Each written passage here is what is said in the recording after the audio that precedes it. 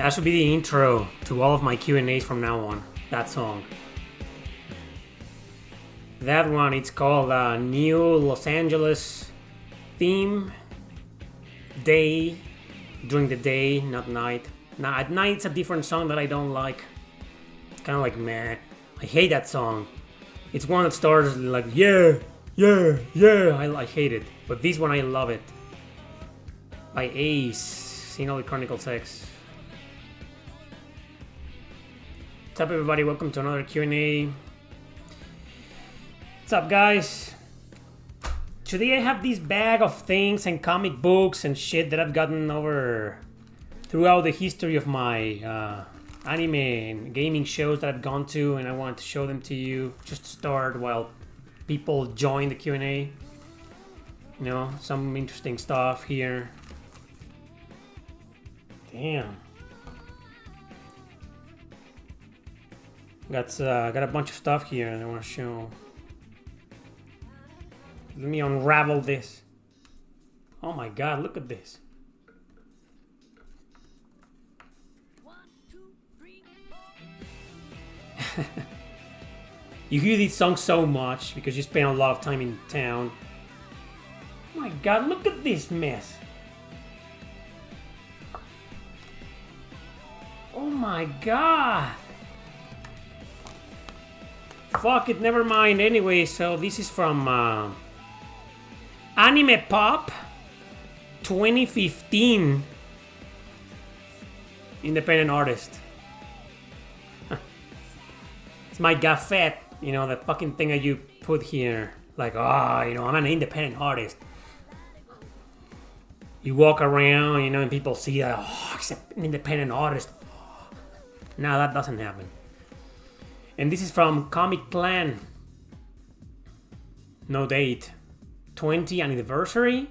Another one, independent artist. Should say my name here. Instead, it says the name of the anime show. 20th anniversary convention of anime, comics, and science fiction. Great. Sorry about that. Alright, so this gaming show, this anime show doesn't exist anymore, it's gone. This one doesn't exist anymore either. A lot of these shows that I used to go to as an independent artist, to get an artist table, they no longer exist. There's just one called Con Comics, but they never gave you anything. But that one became so expensive that it was pretty much unaffordable and I stopped going. I think the last one that I went to was in 2019. Almost 6 years ago. I haven't gone to an anime show here in Mexico in like almost 6 years. They became something. Oh, here's another one. This is for Mangatron. 2016? Look at this. It's got Inuyasha in there, you know. What's up, guys? Mangatron 2016. Special guest. I was a special guest. I was an independent. I was an artist with a table, you know. But I was also a special guest. Got up to the stage and talked with other people, you know, and answered questions. And it was 2016. Wow, interesting. And then I met a lot of artists. When I went to some of these conventions, they gave me some of their comics. I don't know if this guy still exists, you know, this is a comic book. This is a Ketchingon. It's kind of like Mafalda, you know? Like, it's just a bunch of really dumb jokes, you know, with Mexican humor. By Alex Santamaria. I think I got another comic of this. And I got these stickers for, I don't know what these stickers are for. You know? Fucking things. I don't know who these characters are, probably from a comic book that I got. Yeah, I got a lot of shit from other independent artists, you know. Oh, and then I got some cards that a friend of mine did to promote my books in some of those. She was giving them for free. you know, with just little quotes or a few paragraphs from my books. These are from the Revenant Army. All of these are from the Revenant Army. These ones got blood, you know. Talking about Luna. Have you guys read the Revenant Army? You can find a link to my books in the description. Both hardcover, printed versions or digital versions. Yeah, this is great. She was also promoting her place, you know. It was kind of like a cafe, you know. And my books were there available for reading. Yeah. Wow, this takes me all the way back, man. What the hell? Fucking nostalgia trip. This is just nothing. And here are some larger ones. This is from Prelude to Oblivion. It has a little paragraph of some of the book. Prelude to Oblivion is the first book that I ever wrote. An English translation will be released this year. It's from the Revenant Army. Another one from the Revenant Army. These were the two big books we were promoting. She didn't do one for Terra Gaiden because it was in English and no one was buying it. Yeah, it's great. Thanks for the stream, man. You missed the stream you request yesterday, but I watched it as I got home. That was a good stream. Thanks for playing Vagrant Story. Thank you for being a fan, and thank you for the super chats, man. Yeah, I was wondering if you were there and you weren't, but don't worry. And you probably weren't expecting the stream to happen so soon. But yesterday I was like, fuck it, you know, I'll do that game this guy paid for. Yeah, but it was like, it wasn't planned. I don't know why I got this though. Valkyrie profile? This is just a print. Why? What the fuck? Why do I have this? I don't know, man. This was years ago. So here are more comics from independent artists. This is The Simple Story of a Monster, signed by the author Blue Cafeteria.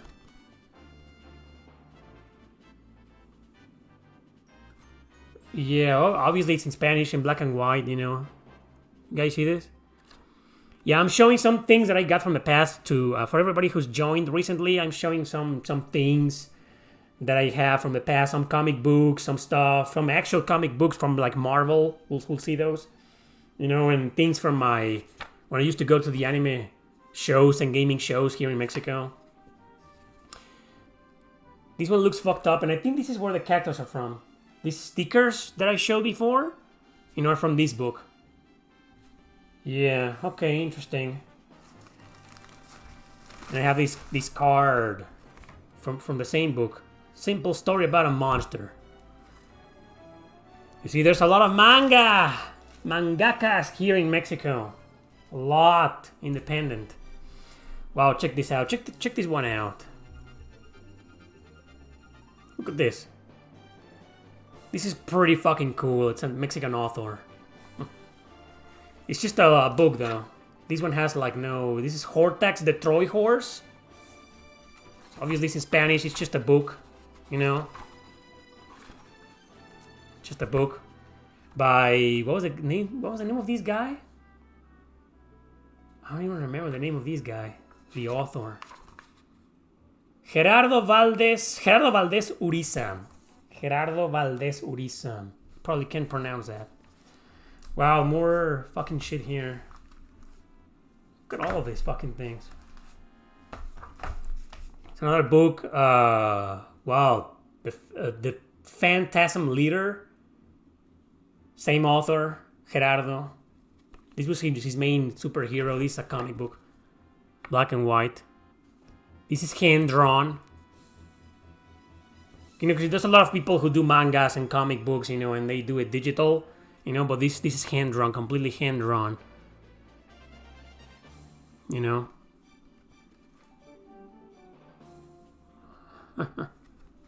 Obviously, these are all in Spanish.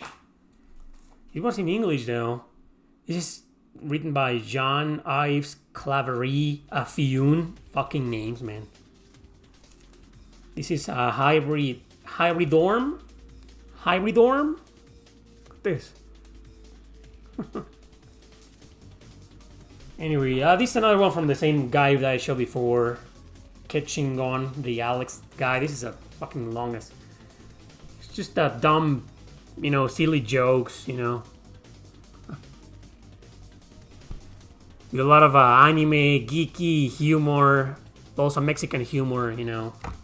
It's fun. I wonder if these guys are still making comics and are still artists. Oh, this is a big comic book. This is by Yvonne Cruz. Artifact. See? Steampunk. It's a comic book, another one in black and white. This one's like a poster. Huge cat. Sorry about the light. Good art, right? And there's more.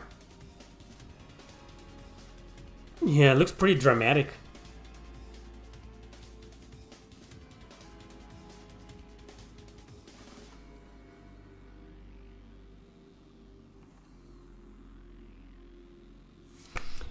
Anyway, what is this? La Mole? Oh, I think this is from a guy who passed away. Yeah, Gerardo, the other author from the Trojan Horse thing. You know, I think he was giving this away. This was printed in 2012. 12 years ago. Almost 13 years ago. It's just another small comic. With the mole. You know, this guy. From the Fantastic Four. And then I got these fucking things. I don't know what the fuck is this. Some art. Some prints. That's Van Gogh. Let's see if we can find something fucked up or something. I don't know. Something worth showing. I don't fucking know, man. This is some prints from art. Classic art. I have no idea why I have this. But I do in a folder. My god. So, okay, now we're getting to the actual things that most of you want to see. I only have like 4 comic books. So this is Spider-Man. Oh, this is gonna reflect in the light. Well, clan-sized extravaganza, giant-sized extravaganza. This is one of the last comics of. There's a story to it. This is the greatest responsibility, part 3 of 3. The end of an era. It says here. And the beginning of a new one. This is when Spider-Man gives up the life of Spider-Man. This is where Peter Parker gives up Spider-Man, and now he gives his legacy to Scarlet Spider, the new Spider-Man. You know, this was fucking 80s, 90s, man. When was this? It was like 1992 or something. You know?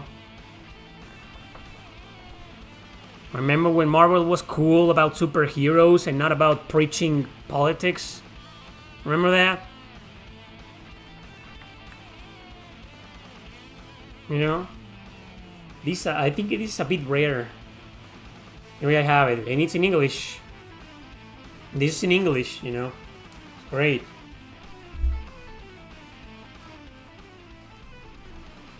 Yeah, so what else is here?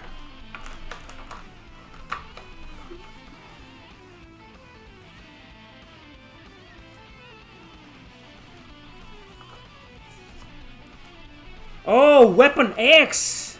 Wolverine, but in Spanish. This is Spanish. The publisher is Vid, a pretty famous publisher here in Mexico. Barry Windsor Smith.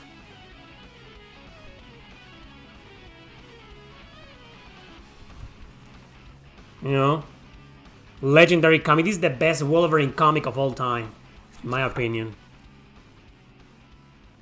You know, I'm not really into comics, you know. I was into comics when I was like 10 years old, and I collected some of them. Some of my collection, I sold it, or probably traded them for something else, you know. But I only kept these ones. That Spider-Man one, Weapon X. I couldn't get rid of this. This was so awesome. You know, I was like, I'm keeping this one. You know. And I think I had some Maximum Carnage books, but I sold them. Oh, these the Phoenix from X-Men. You know, parts 1 and 2 from The Ashes, like Chris Claremont, Paul Smith, and Bob Wycheck. You know, a bunch of guys. These are also in Spanish. So that Spider-Man comic book is the only one that I got in English. But yeah, I love these ones. I always felt that Jean Grey was just, you know, like the voice of reason within the X-Men, and that was her whole role, and being Cyclops' girlfriend, and that's it, right? But then they made these Phoenix comic books, and I was like fascinated, and she became one of my favorite characters because of this. She goes dark. Oh, look at this sexiness! Who's that? The White Queen? Holy shit, man! Yeah, there's a lot of really interesting girls. I remember I had an argument a long time ago with a cousin of mine. My cousin, he was saying that girls in anime were so exaggerated and when we great bodies and sexualized, and I was like, well, you know what? So are the girls in comic books. Yeah, this is great. Oh, you got Storm here. It says Rogue for some reason, but that's Storm, right? Isn't that Storm? That's Storm. Alright, so yeah, that's it for the comic books. And then there's this fucking thing, I don't know what that is.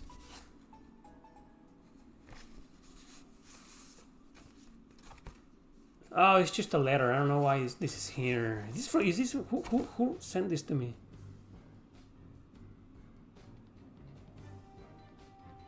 Oh, Yvonne. Ooh, that was a long time ago.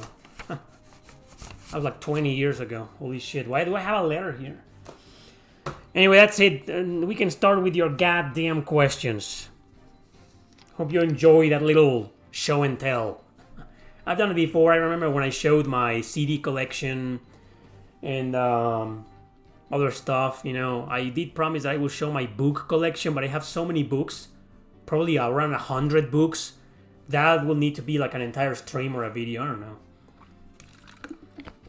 Thank you, downright Spiffy. Anyway, so yeah, that's the X-Men comics, you know, and Spider-Man when it used to be cool, politics free, no agendas, no bullshit. Good times. Alright, everybody, so, exactly, Asia. That's what I was saying.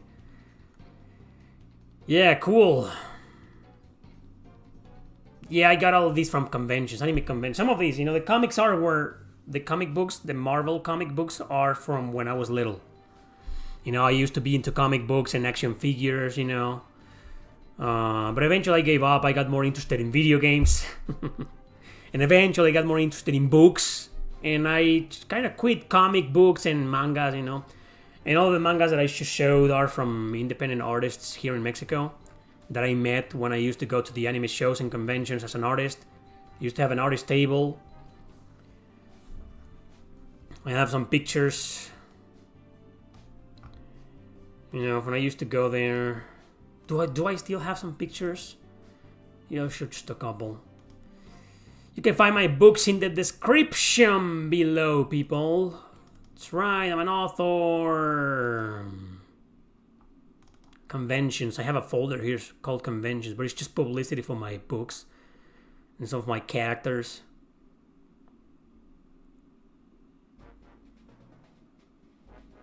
Yeah, this is weird.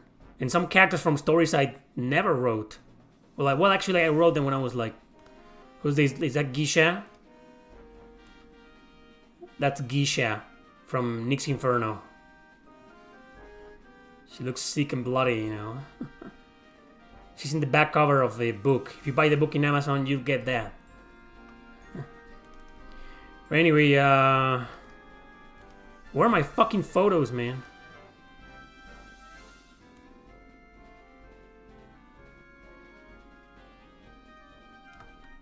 I don't even know. I have a fucking mess here, man. I need to like organize it better. Have a lot of pictures from when I was in England. Look. This is a terrible picture. But you can see Johann Stift behind me. Wow, that was me. Look at me. I'm trying to make the same expression.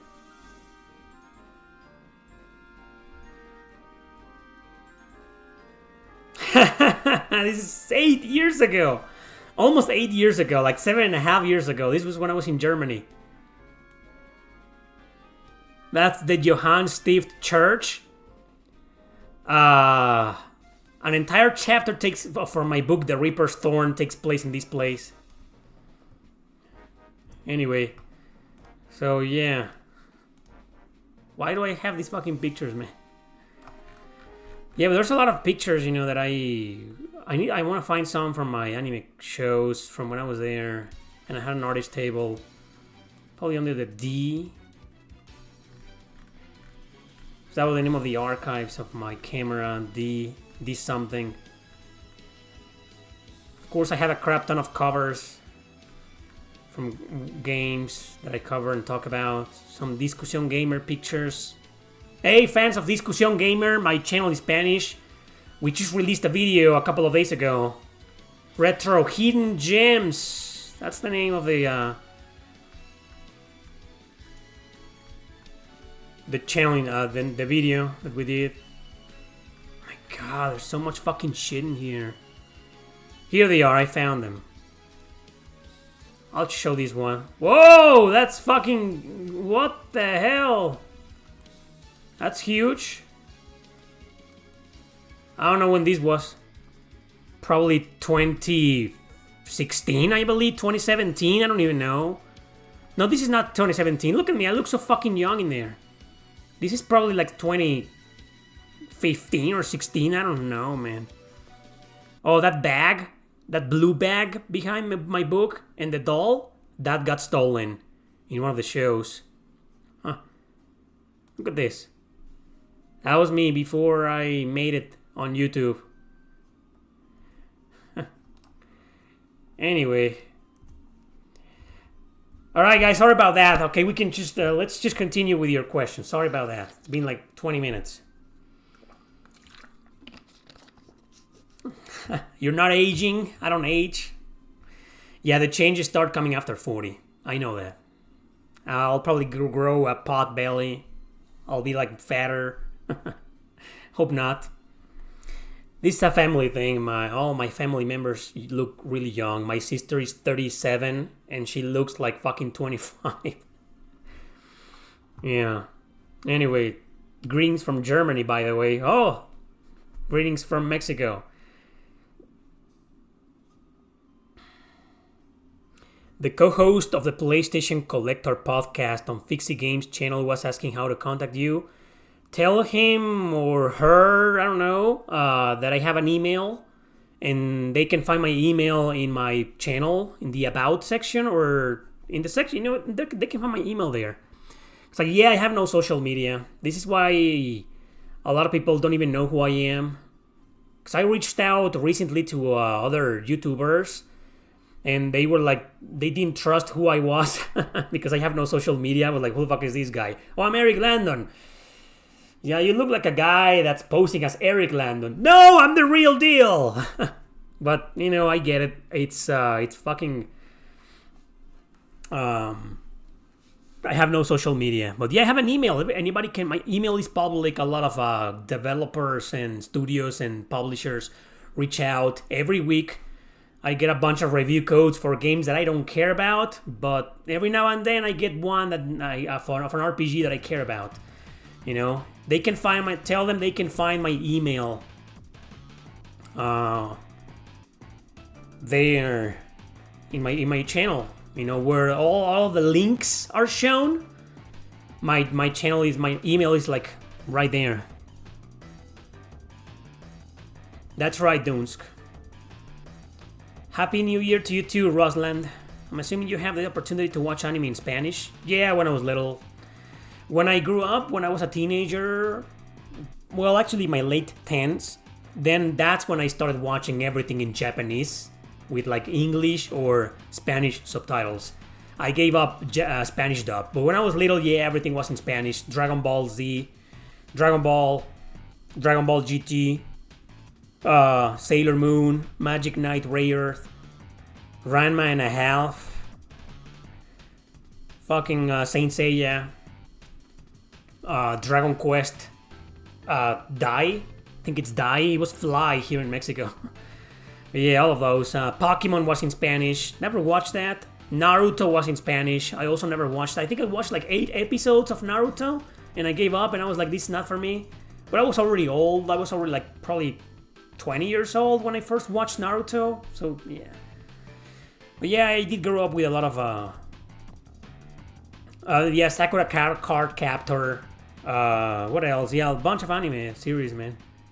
But obviously my favorites were always Saint Seiya and Dragon Ball. Dragon Ball, that's right.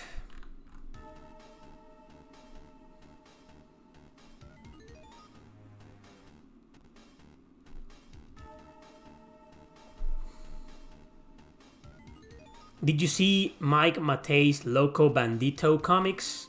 No? Did he make a video about that recently? I don't even know what Loco Bandito is.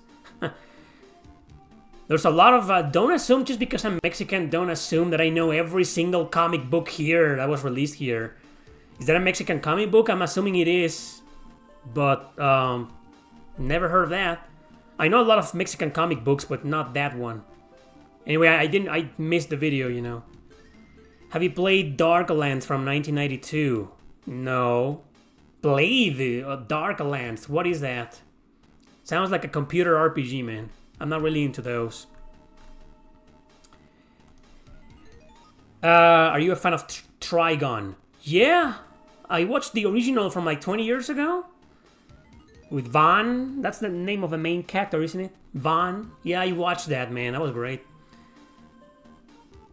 Is it worth getting and playing the PS4 version of Fairy Fencer F if you already own the PS3 version? Depends. I think the PS4 version is a bit overpriced nowadays. If you see it for cheap, yeah, it's worth it, you know. I think it's worth it because you have some extra characters that you can have in your party. And then you have some extra events, and I think all the DLCs are unlocked, including the sexy outfits, and that's a fan service game, so yeah. One of the biggest selling points is the outfits, right? So yeah, I'd say it's worth it, but for the right price, you know. Just thinking of how those artists from conventions don't make any money and put books out that look amateur makes me depressed. Yeah, that's my life in a nutshell. I did this for years, man. Until they started charging outrageous prices for an artist table, and I was like, fuck that, you know, I'm not... In the last one that I was in, that I went to as an artist was in April of 2019, and they charged so much, you know, that I broke even. I didn't make any money. So I was like, fuck this, I quit, you know. It got horrible. Did you play the original Freedom Wars on the Vita? Yeah, the only one that exists. Because Bandai Namco has destroyed the remaster with politics, of course. With modern bullshit. Darklands is low fantasy CRPG, I knew it. Knew it, man. No, I'm not a fan of computer RPGs. Didn't grow up with them, never played them, never got into them. Not really a fan. You're Mexican, I thought you were British. Of course I'm Mexican. Why would you think I was British? Have you ever watched Lucha Libre? When I was really little. You know, I was like... probably 6 years old, 7 when I got into that. Then it lasted for maybe a couple of years, and I had some action figures, you know, of El Santo and, you know, other fighters, you know, other luchadores, but kind of gave up on that. I started getting more into anime and cartoons, you know, and movies and shit, you know. My passion for Lucha Libre lasted for maybe a year or two. I don't remember, man. It was over like 30 years ago. I don't even remember. Yeah, it was like, I think if memory serves me well, I think I gave up Lucha Libre when I realized it was faked. Like it wasn't real. I think a lot of kids did that, you know. Whenever we found out that it was bullshit, that it was all staged, we were like, oh, fuck this, I'm not watching this anymore. And we stopped. It was probably because of that, but I don't remember, it was 30 years ago. Do you have any interest in playing Marvel Rivals? No, they keep reaching out. Every week they send me a fucking email for that. Like, hey, to help me promote it. Marvel Rivals has pretty much become the fucking Raid Shadow Legends. Every fucking week I get an email. Which console fanbase do you think is the most toxic? Well, I will say probably in the Neo Geo community, but it's such a small community. I mean, it does not compare to the Nintendo or PlayStation or Xbox communities, right? The Neo Geo community is such a niche, very niche community, but super toxic. Well, back when I was like reading forums and shit, that was many years ago. I don't know if that's changed nowadays. I have no idea. But yeah, since Neo Geo is basically the best, by far the best 16-bit console of all time, way superior than the Super Nintendo and Genesis in terms of graphics. In terms of library and games, that's a different story. But in terms of graphics, it's objectively superior. It was the best one. And because of that, a lot of fans are pretty elitist, you know? So, but I don't know, that was years ago when I cared about that community. Nowadays, I think it's still Nintendo. Probably, right? I don't know. I haven't been a part of any console community for many years, man. So I don't know which one is the most toxic nowadays. But I imagine it's still Nintendo because of the comments I've seen here and there. You know, people defending Nintendo and attacking other people just to make a point. And you're like, damn, dude. So I will say probably Nintendo, but I don't know, man. To be honest.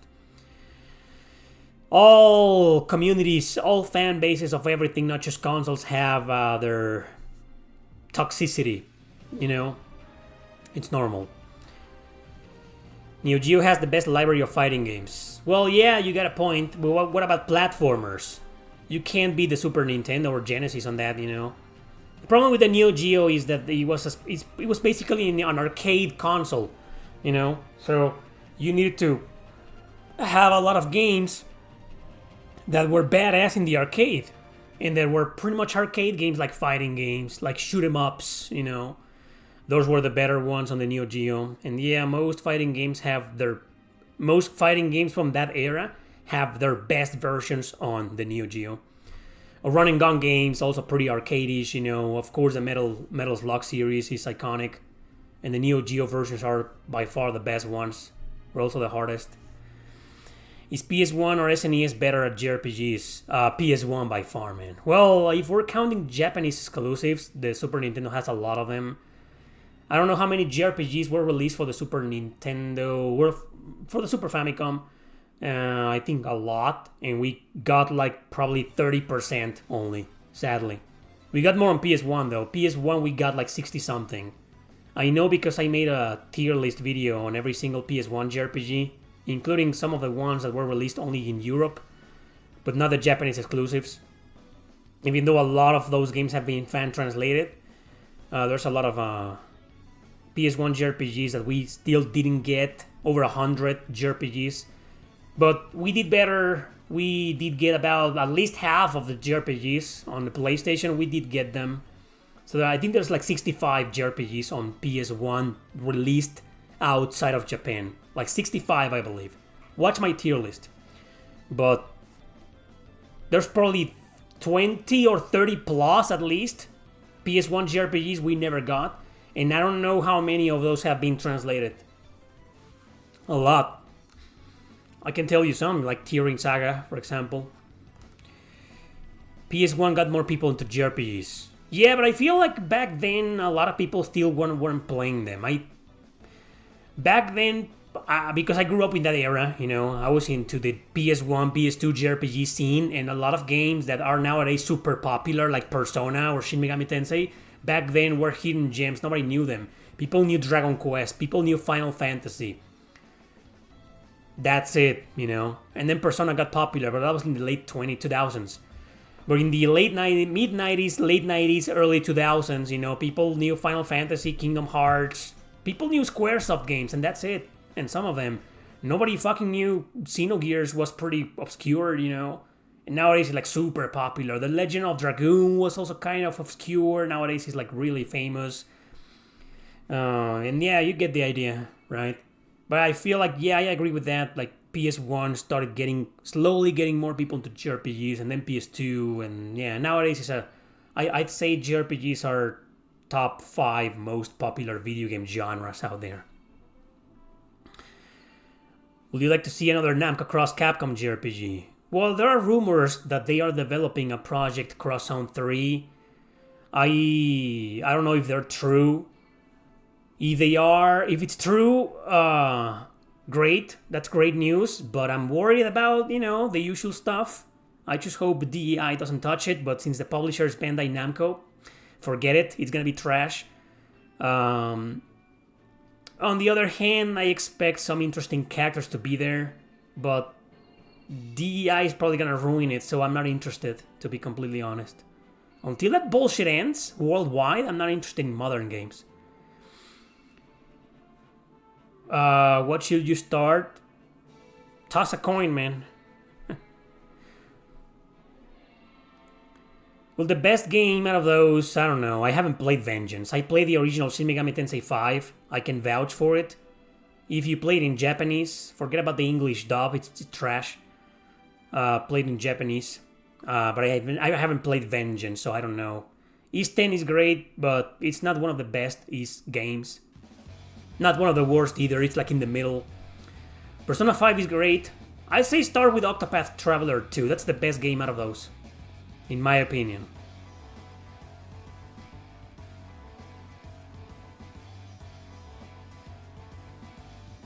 Yes, Asia. I agree with that. Yeah, hopefully, you know. Hopefully these publishers, I mean, it's just the company, you know. You never play in English, you're Mexican? You're Mexican like me? Oh. If you're Mexican and you understand Spanish, you can play 13 Sentinels without the non-binary bullshit. Miraculously, the Spanish translation is very faithful of that game.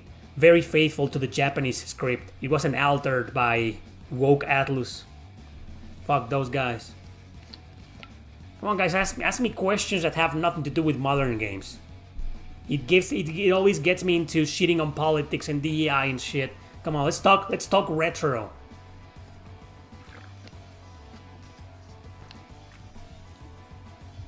Aurelia Le Guin, what a woman! She needs her own game. I agree with that.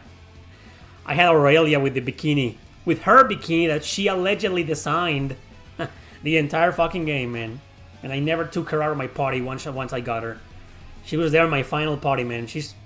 I fucking love her. There's no German in the game. Well, I said the Spanish. Weren't you paying attention? The Spanish translation of 13 Sentinels has no politics. Has no modern bullshit. Do you like to follow guides or facts on games or just wing it more often? I've been like this since I started playing RPGs in the late 90s, early 2000s. I have no preference, to be honest. I don't mind. I know there's a lot of like stigma for using walkthroughs, especially nowadays, but back then it was pretty normal. Everybody was using them, you know, but I don't like playing the entire game without walkthrough. I hate that. I only check on a walkthrough when I get stuck, when I don't know what to do. How am I supposed to get there? And I explore a little bit, and then I get lost, and I'm like, fuck no, I'm looking up a guide, you know? Or how do I defeat this boss? I have no idea, I keep dying, you know, something like that. Or maybe for some secrets, or for recruiting characters like in Suikoden. Every time I play Suikoden games, I use a guide to recruit the characters, but never to beat the game, you know? Come on, I don't like playing a video game and looking at a guy the entire time? Who does that? Well, I guess a lot of people do that, you know, but I don't. I only check up on guides and walkthroughs when I get stuck. That's what I do, you know. The only games that I've played with a guide are the Suikoden games because a lot of characters, well, a few characters may be missable and you gotta recruit them before certain events happen, you know. So playing Suikoden with a guide, but not the game guide, just the character recruitment guide. That's the one that I use for Suikoden, for every Suikoden game, a Eiyuden Chronicle included. But not the how to beat this boss or how to like, no. It's just to find the characters and recruit them.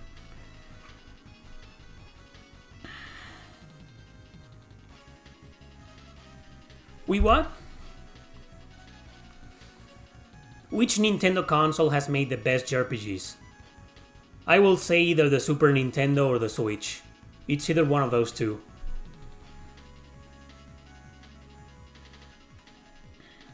Yeah, man. Suikoden, exactly.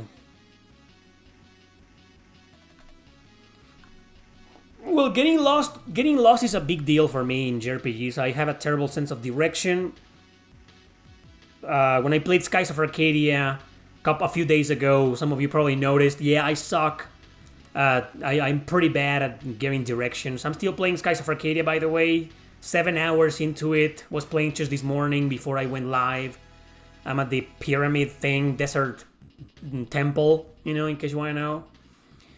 So I have a terrible sense of direction. So for that, I think over the past 20 years or so, most of the time when I look up a guide is to find out where I'm supposed to go. Rather than how to beat this boss or how to find that chest or how to do this, you know, it's mostly like, where the fuck am I supposed to go? And sometimes it's like, it was like here. And I went all the way there, looked for whatever, and I got lost, you know, and it was just fucking here. Yeah, that happens to me. Not that often, thankfully, but it happens to me. And it happened with Skies of Arcadia during the stream. I was like, it's funny, but yeah. Do you play new games made for all consoles? Sometimes, you know, I just don't follow track of some of those. I haven't played anything new for all consoles. I think the most new game for all console that I played was Pierre Solar. But that game was like 20 years ago? 15 years ago? So it isn't exactly new. So I guess the answer is no. But like, I will probably be able to get into some of them. Out of the 600 PS1 games that you have, most of them are... You have 600 PS1 games? That's insane. It's insane, man.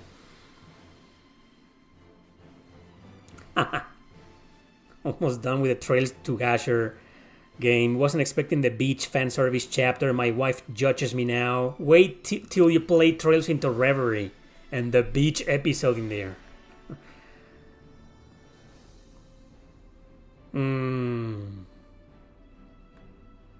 So you're a complete... Praetor is a completionist. Yeah, it makes sense. Alright, the Switch should lose by default. Do you think Marvel Rivals... I don't know anything about Marvel Rivals. I don't even read the emails they send me. I don't care about anything Marvel or DC or superheroes, man. Every single one of them has been ruined. I don't care. First time playing Skies of Arcadia. Well, not really. The first time was like 14 years ago, and after like 3 hours or so, I quit on it. And then I went back to the Dreamcast version when I had the store, but I only played it for 2 hours, and then I sold it. The copy got sold, you know, so I couldn't play it anymore. But this is the first time I am attempting a full playthrough of it, you know, not live, just on my own. It's not my first time playing it, but it's my first time trying to beat it. Did you ever get into making your own maps for games that did not have maps in them? I remember doing that for one game, but I don't remember which one. I mean, there's gotta be that one game where I did that, but not really. I may have done that with probably Zelda, I don't know. I don't remember. But no, I mean, apart from that one time that I can't remember, no. Is the original version of Skies of Arcadia better than the remake? Remake? There's no remake. What the hell you're talking about? What remake?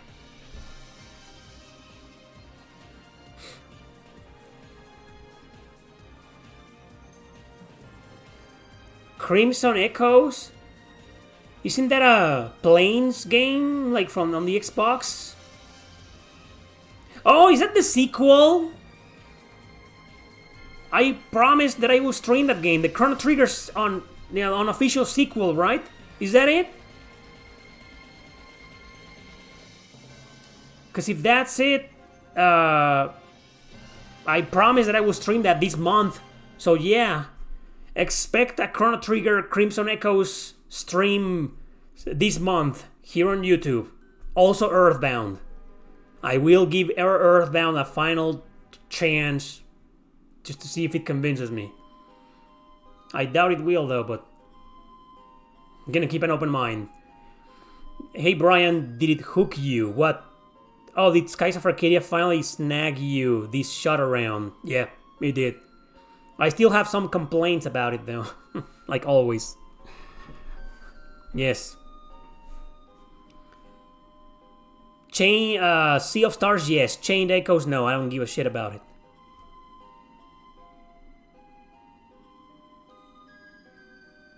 Will you consider ever subscribing to PlayStation Plus to play PS1 and PS2 games? No, I have this phenomenal laptop that can emulate perfectly well those consoles. I don't need it. I don't need to give money to PlayStation. Fuck those guys. You meant the Dreamcast versus the other console. Well, Skies of Arcadia on the GameCube is not a remake. Far from it. It's just a port. It's not even a remaster. It's just a port. It's the same game with reduced encounter rate. That's it. Maybe they have a couple of new side quests, but that's it. The GameCube version is better just because the encounter rate has been decreased. And it shows. I played both versions, and the Dreamcast version is crazy. JRPG series with the most confusing storyline? Kingdom Hearts? Come on, man. Why are you asking? Everybody knows it's Kingdom Hearts. Super confusing. No one understands anything. It's just the ramblings of an old man called Tetsuya Nomura. Chrono Trigger 30th anniversary.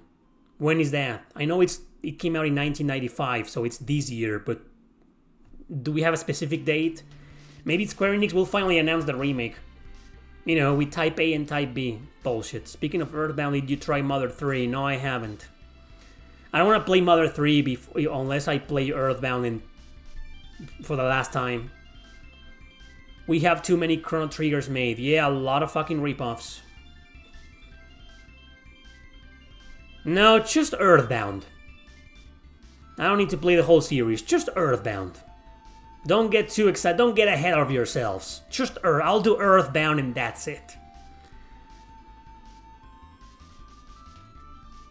That's right, Pierre Solar and the Great Architects. For Genesis, Dreamcast, PS4, PS5, it's everywhere nowadays. It's everywhere. Nomura, yeah. People let the Dreamcast die and suddenly everyone is a big fan. Happens to everything, even artists, not just consoles. Would you like belt your with what? What belt with my belts? Blah, blah, blah, blah, blah. I don't know what you're trying to ask.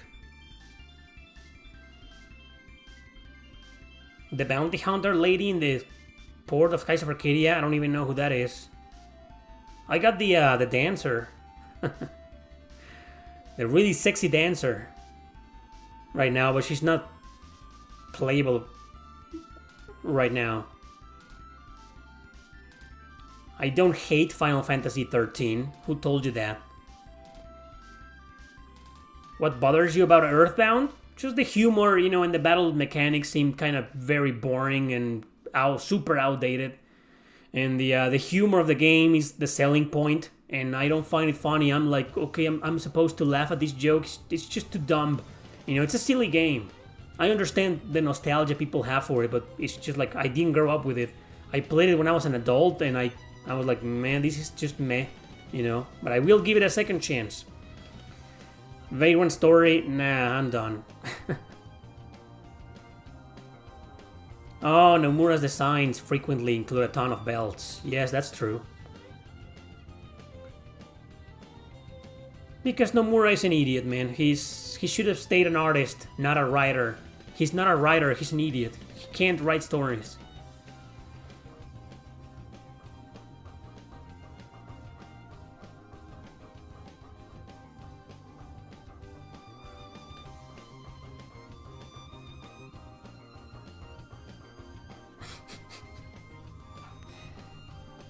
Somebody should make a video saying, titled, "Leave Tetsuya Nomura alone." That'll be fucking great. The guy has become such a huge meme since years ago. It isn't something recent. It's like from years ago. Funny guy. Somebody should make that. You know, some diehard Tetsuya Nomura should make a video titled that. "Leave Tetsuya Nomura alone." Did you play the South Park RPGs? Yeah, I played the Stick of Truth. Just that one. Couldn't really get into it, but I felt like I didn't give it a proper chance. So maybe one day, you know. I just played it for like half an hour, you know. And I was like, nah, I'm not into this, you know. But yeah, I'll give that game a second chance one day. Or a proper chance. Who are some of the best and worst JRPG writers? Do you really need me to tell you the best? Like Masato Kato, Tetsuya Takahashi, Yo Haduki from the Grow Lancer series and Devil Survivor 1. Who else? Who wrote the Yoko Taro? Of course. How could I forget?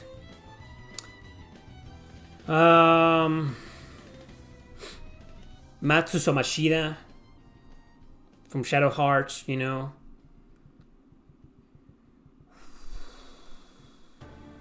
Hironobu Sakaguchi, let's give the guy some credit, you know.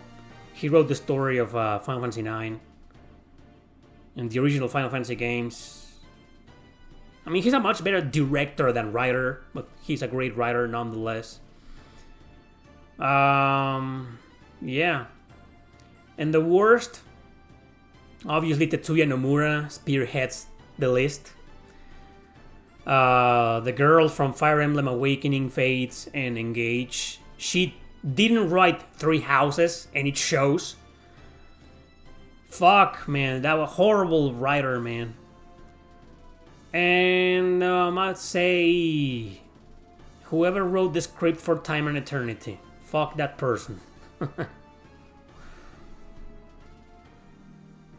Modern writers, man. that should like be spearhead the list.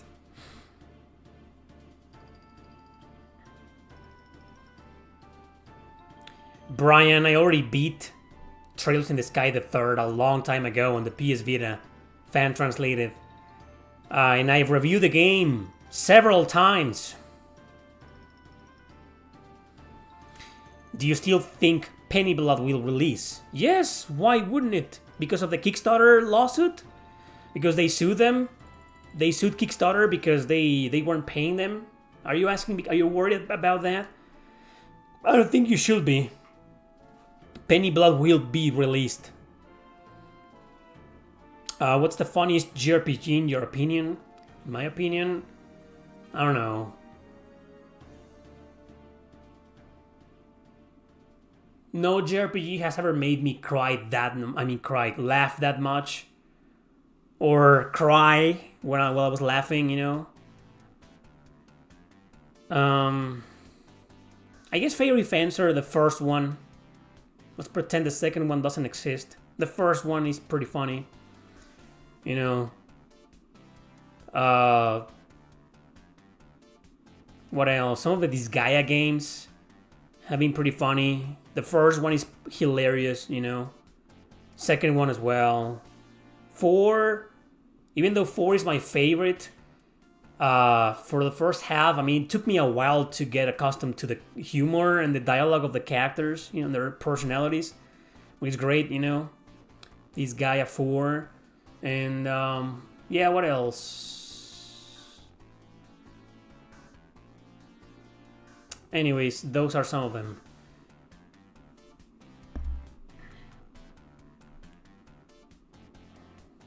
The Sega Saturn is still my favorite, even though I have more games for the Genesis. What old console have you played the most games on?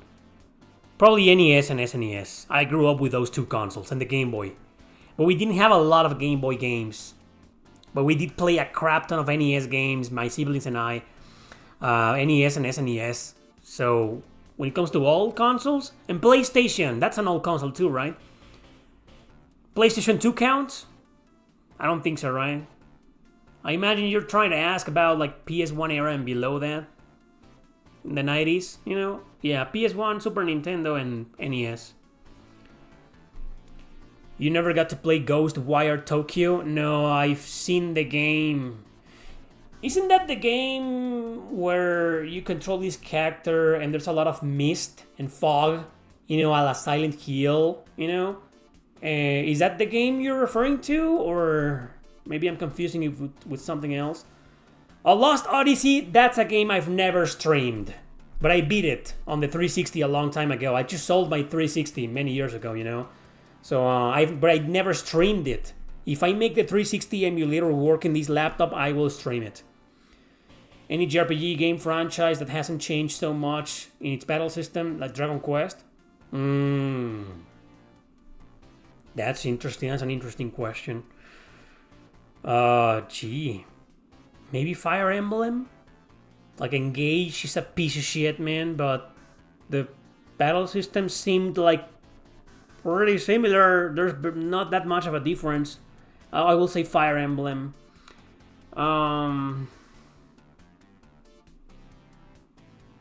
Jesus Christ, you know. You mean like a long-running series, right? It's hard to find one. I mean, a long-running series that's still going nowadays, and the battle system is still like very similar. Apart from Dragon Quest and Fire Emblem, I don't know. Maybe Pokemon, but I don't fucking know. I don't know much about Pokemon, so maybe. Will you ever stream Astray Ascending? I already streamed that last year, actually, Shinji. You can find my stream of it on the playlist with all of my streams. It's called live streams, Let's Plays. On my channel, in the playlist section, you'll see there Astray Ascending. Or simply just type Astray Ascending Eric Landon on YouTube and I'm pretty sure you'll find it. In your opinion, what should be the lifespan of a console before releasing the next one? I'd say 10 years nowadays. It used to be like 5 years, you know. But I think 10 years is better, you know. 10 years.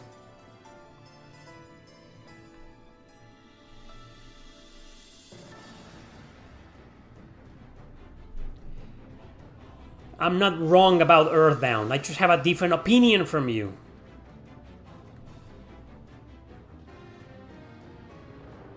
Parody RPG about magical girls? I don't know, Hyperdimension, Neptunia maybe? You're referring to that?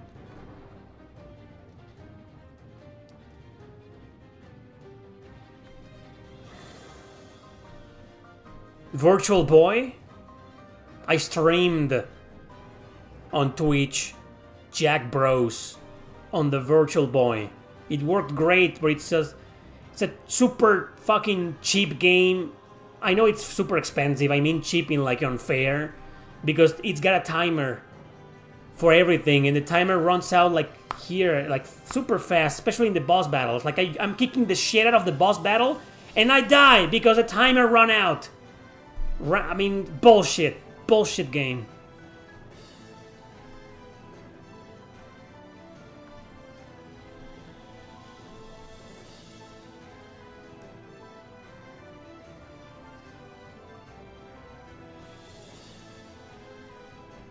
What are you talking about? Xbox One, 28GB to DL.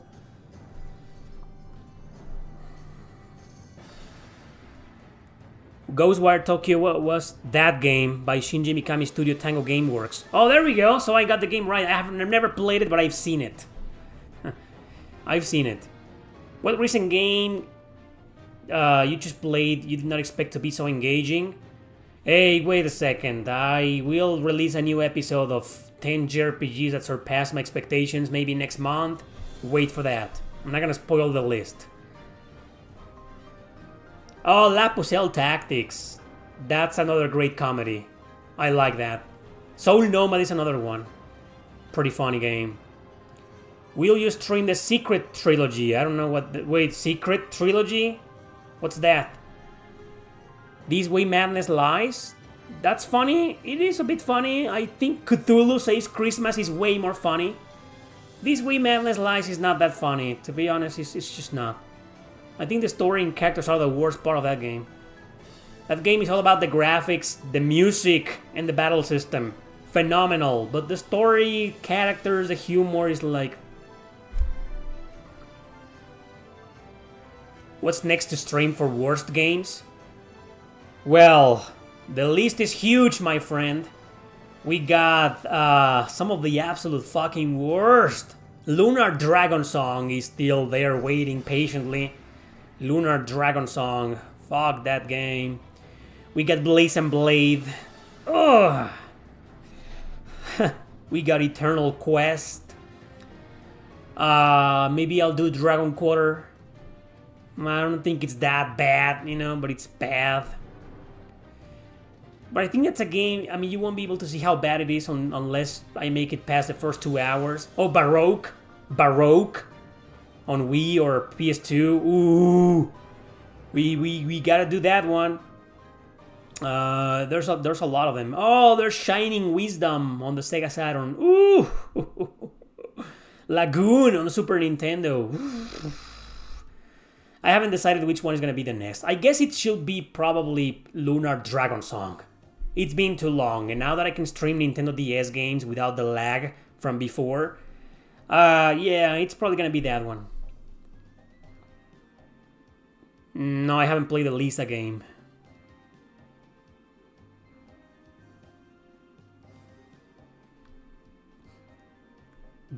What? Do you New Game Plus when you replay games or start over new? Always New Game Plus. Always, if it's available. If it's not, I've beaten a lot of games 2-3 times that didn't have a New Game Plus, like the Suikoden games. But yeah, every time something has a New Game Plus, I always pick New Game Plus. Lost Odyssey is 28 gigabytes, and if you have an Xbox One, it's backwards compatible. I know that. I don't have an Xbox One.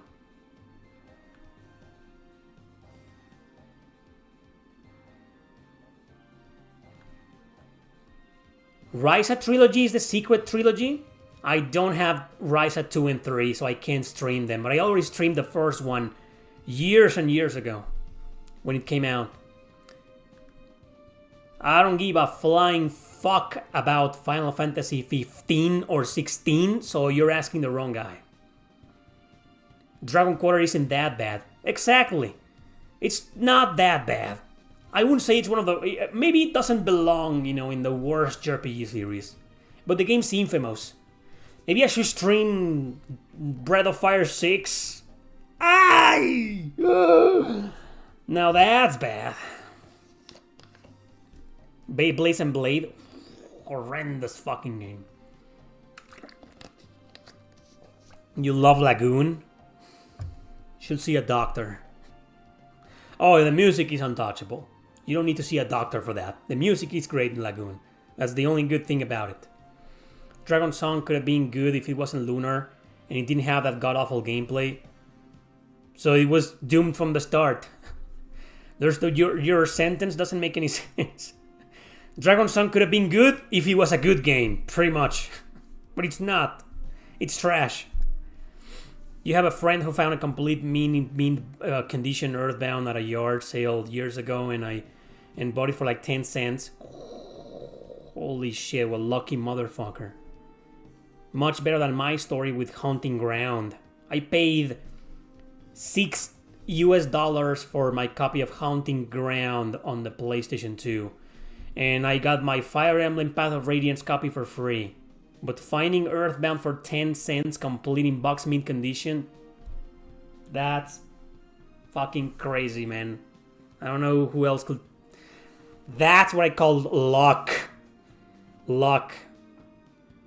Have you ever seen RoboCop from 1987? Yes, I have. I've seen the whole trilogy. Good movies. Even the third one is watchable. The first half is great. The second half of RoboCop 3, not great, but the first half is great. And yeah, the first two movies are cool, you know. I've answered that question a million times, Fantonium. Have you tried Formula 1 games? Yeah, I think on the Super Nintendo, and I don't even remember if I liked them or not. When I played every Super Nintendo stream, and I think there was 1 or 2 Formula 1 games in there. I forgot about them. I don't even know if they're good or not. Oh, that's the worst PS1 JRPG you ever played. Ancient Roman Power of the Dark Side.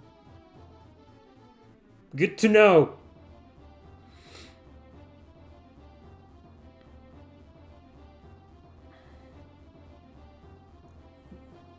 Will you ever submit to torture yourself with ephemeral fantasia?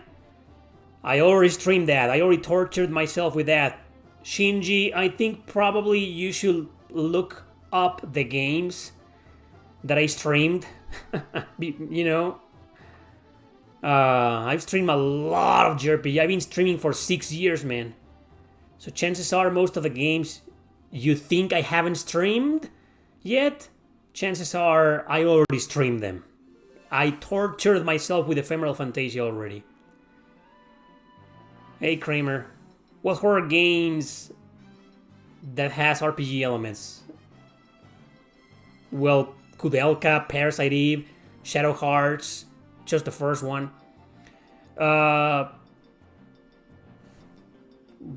Code Vein, definitely. Redemption Reapers. Death and Request 2.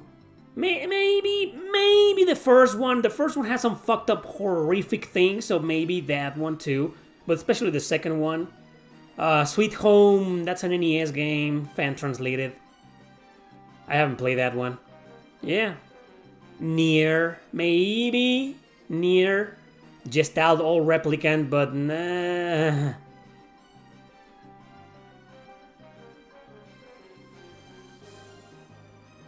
Someone stole your copy of Earthbound. Do you think video game franchises should have off-seasons so gaming companies can have more time to come up with fresh ideas for games? Yes, definitely. Would you say that this console generation is ending way too soon? I hope it ends now. DEI destroyed it. Deadly Premonition? I don't think those are RPGs, but I've only played the first one and for a little bit. I don't think it's an RPG, but that's just... I don't know. I don't think so. All game prices today really surprised you. Yeah, me too, man. I gave up video game collecting pretty much because of that. I used to buy a lot of games for like $10 or less, even less, $20 max. You know, that was $20 was expensive. I come from that era where $20 was expensive, you know. But nowadays, finding anything from like $20, you know, or 15 at least, it's almost impossible. All games should stay on all consoles. What do you think? Well, nowadays, because of obvious reasons, then yes. But on the other hand, not really. They could at least have some digital re-releases, you know. That's all we need. Now, we don't need fucking remasters for everything or remakes, you know. All we need for for a lot of old games is just have them available on Switch or PS4, PS5, and that's it. You don't need to do anything. Maybe upscale the graphics a little bit so they look better on a flat screen, you know? But that's it. The bare minimum is all we ask from you fucking companies. That's all. Put it there for $5, $10, digital. That's it. No one needs... No. If Sega is too fucking lazy to remaster Skies of Arcadia, just put it there on the Switch. Port. I mean, maybe people are gonna be like, it is a half-assed port, you know, but it's there. It's available. It's gonna be available, you know, so... That's it. That's all. That's it. That's all we need. Exactly, Datch. That's the problem. We don't need remasters. We just need to put the fucking game in there. Like Nintendo Switch Online shouldn't be an online thing. How about just sell me the emulator? I'm not gonna do that, but sell the emulator and with the games and that's it. That's all I fucking need. No need for a remaster or censorship or bullshit like that. Just put the fucking game in there and that's it. The bare minimum. You can't fucking do that? Fucking companies, man. This this modern corporate mentality needs to fucking die. Ruin the gaming industry, man.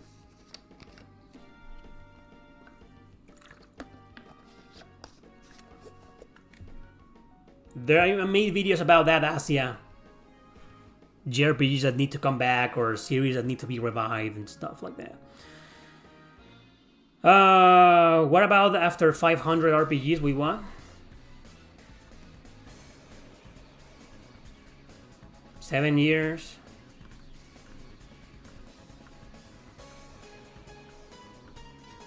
What are you trying to ask? Ask what? You feeling okay? Marlon? Thank God for emulation and piracy. Amen to that. Wouldn't you say that emulation is better than a port? Yes, for me.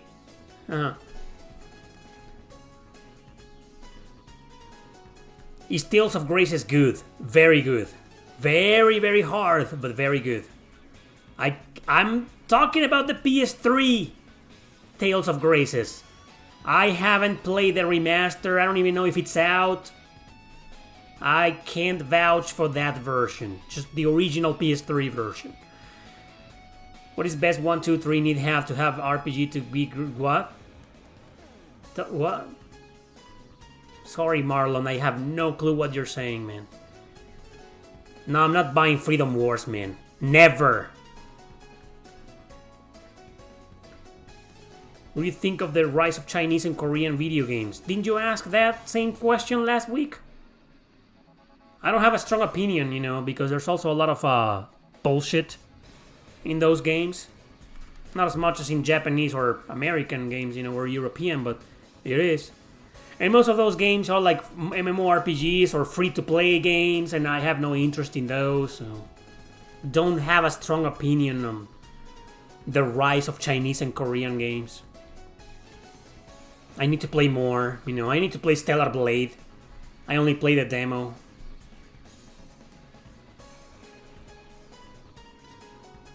Have you played Siphon Filter? Yes, I have, the original on the PlayStation.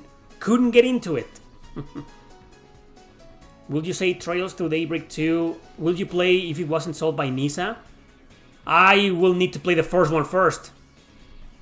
I think I can play the first one. I don't think this computer can handle it though. Maybe it can handle Switch games. With the original Geofront translation, maybe. Do you think the Graces remaster will be optimized and not the mess that Symphonia remaster? I have no idea, man. I like Bandai Namco questions, man. No, thanks. With Trump, many big companies have already started to drop their DEI policies. Of course. Fucking hypocrites. Of course they have. And they expect us to earn their... It's gonna take a long time for me to respect, again, a lot of companies out there. So the question is, do you think this trend will continue with video game companies? Well, most of the games you guys and I are interested in are from Japan. Trump has no power in Japan. So, hopefully, fingers crossed, a lot of Japanese developers and publishers start entering reason, and they drop that bullshit. Don't play Shadows of Mordor, okay? I wasn't planning on playing those games anytime soon, but... Okay, I'll take your advice.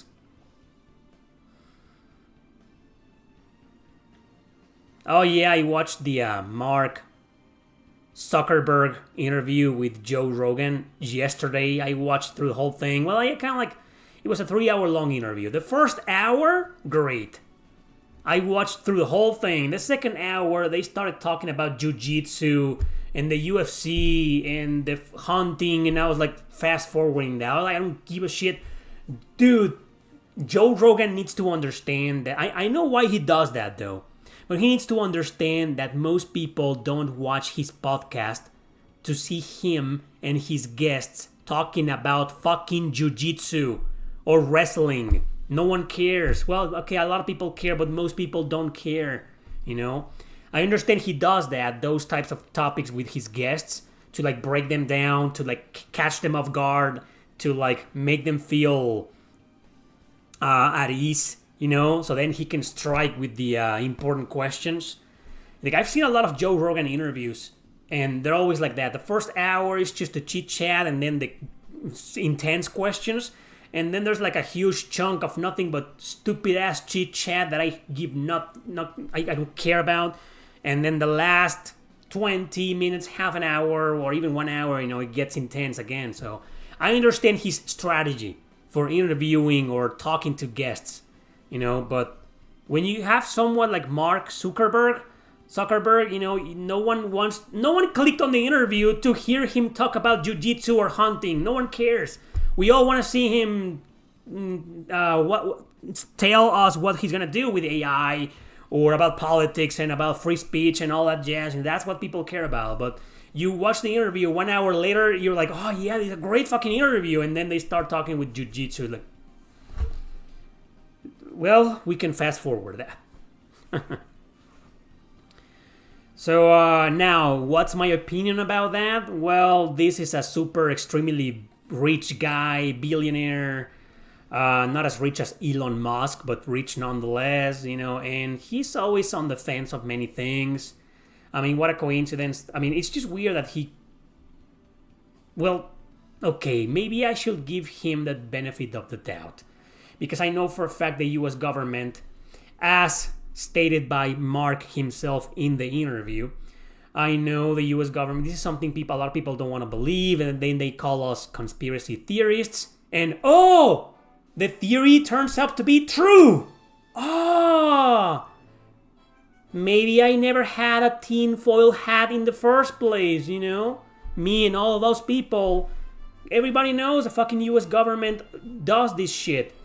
So his argument was that the Biden administration shut him up and threatened him, you know, removing posts about the truth about COVID-19 and the vaccines and stuff like that, and suppressing free speech on the platform, you know.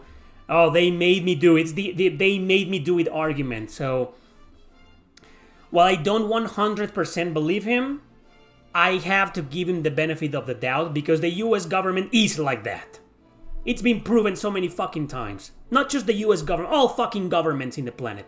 And he mentioned that. He mentioned several things about the governments from different places. They're all like that. They oppress, they censor, they control, they kill, they threaten. You know, that's what governments do. Okay, everybody knows that. You don't need a tinfoil hat. You know, it's the fucking truth. So I don't trust Mark Zuckerberg, you know, but I have to give him the benefit of the doubt. That's why Facebook got so fucked up all those years ago. And if he now promises that the platform is going to embrace free speech again, to a certain extent apparently, I want to see that happen first. Like anybody, any politician or corporate guy or company holder or a rich guy like Elon Musk, all these guys can make promises. Anybody can make promises.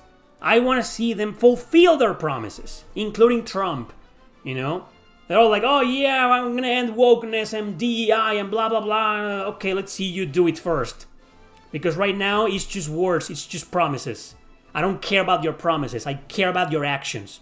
So let's see if Zuckerberg complies with that promise first. And maybe I'll come back to Facebook.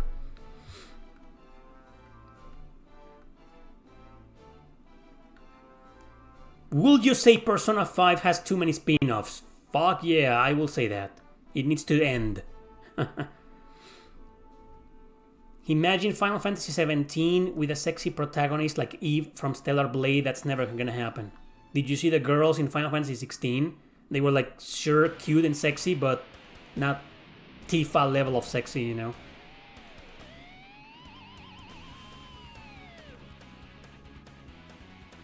Mm-hmm.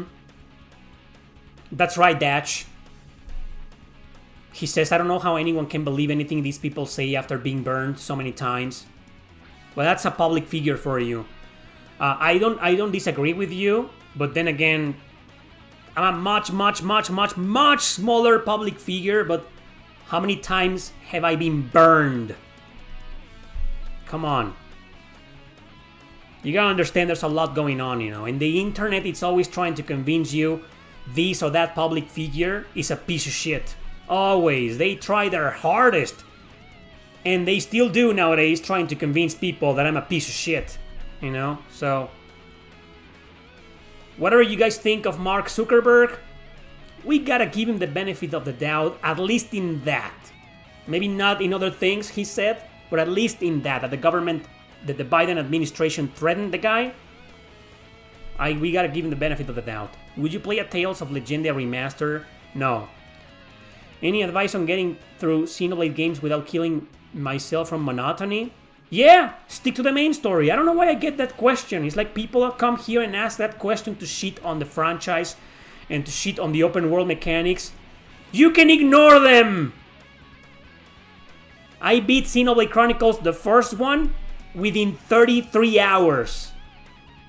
Why? Because I ignored the open world shit and a lot of side quests. Do that. You can't do that, then if you can't do that and you're a completionist, why the fuck will you play those games, or why the fuck will you complain about them?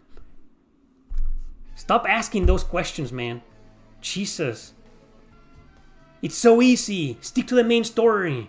Unless something about the gameplay or the battle system or the story bores you. If that's the case, I have no advice. And what's wrong with quitting a game? If you're not enjoying a game, don't force yourself with it. Just fucking quit it. We have like 10,000 games available nowadays. It's not like 10. Maybe you grew up in the same era as I did, and you feel like that. I don't want to say responsibility, but you feel like you gotta beat the game, right? Because back when we were little, we had so little access to games. It was just like 2 or 3 games, and then the occasional rental. And you will go and rent a game, and you will have it for a weekend, and that's it. And you gotta beat it, right? So maybe you come from the same era as me. But it's okay to quit playing a game you're not enjoying or that's boring you. It's okay.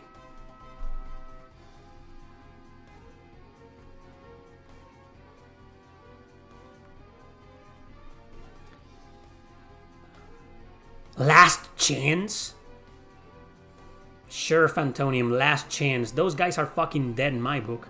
And in a lot of people's books. Joe Rogan also talks about drugs a lot, and that gets annoying. Oh yeah, like marijuana and that a lot of fucking proteins, you know, and exercise and shit, and he's always bragging about being too powerful. I mean, the name of his channel is Powerful JRE. I don't agree with a lot of things Joe Rogan does, you know, but I like that his podcast is engaging, entertaining, and that he makes people be themselves. Rather than being a technical interview, you see the true personality of a lot of his guests. I just watched the Mel Gibson interview, and yeah, the guy is his usual self, like all moving around, like, oh yeah, I'm gonna do the movie, and, you know, yeah, like something's wrong with him, like he's fucking crazy, you know, that's Mel Gibson for you. He's always been like that. But it was an interesting interview. You get to see a side of a lot of famous people that you didn't know. So I'm still a fan, you know, but that doesn't mean that I agree with everything or that I like everything that he talks about or mentions. I always keep those parts. Whenever they start talking about UFC or fighting or, you know, exercise and training, I always keep those parts. I'm like, dude, just get to the parts that I care about. You know, everybody does that nowadays.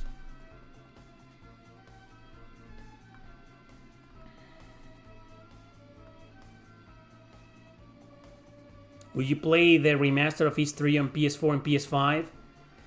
You mean Felgana? The memoir? I don't think I will, but maybe at some point, I don't know, gonna play some more Vagrant Story. No, I'm done with the game. Watch my stream. Eric is in a rant mode. Yeah.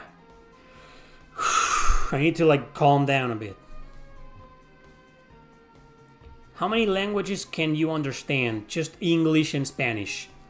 Maybe like 2% of Japanese and German. That's it. Not like really, just English and Spanish. Have you seen any of the Sonic movies? Nope. You can play a huge chunk of Final Fantasy VII Rebirth with Tifa in a bikini? Can you? In a censored bikini, right?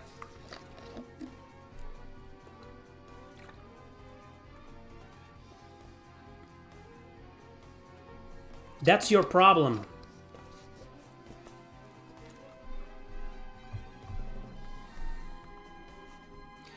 And don't forget Joe Rogan. Everybody ripped him off. He got popular. Yeah, I can't relate a bit with Joe Rogan. And like he started something and everybody started ripping him off. For 40 years you will buy 50 games a year for the most part? Damn. My friend Oscar used to be like that. He still kinda is. Me, I don't think I was ever like that. But maybe. It all depends. When I was a reseller, I got a lot of deals. You know? So there's that. I watched the first Lethal Weapon. Good movie. Fun movie. It's a dumb movie, but it's fun. Did you hear about Elon Musk's fake gaming career? No. I heard about him wanting to do a gaming studio that's pretty much an AI studio. I have mixed feelings about that, of course. Is 1 through 7 or Final Fantasy 1 through 7? Only to 7. Is 1 through 7 is better than Final Fantasy 1 through 7 for me. Most people are gonna say Final Fantasy, you know, but it's just you're taking Final Fantasy 9 out of the equation, man. That's a problem for me. But 6 and 7 are like, I fucking love those games. But Ys is like most games are great with the exception of 5.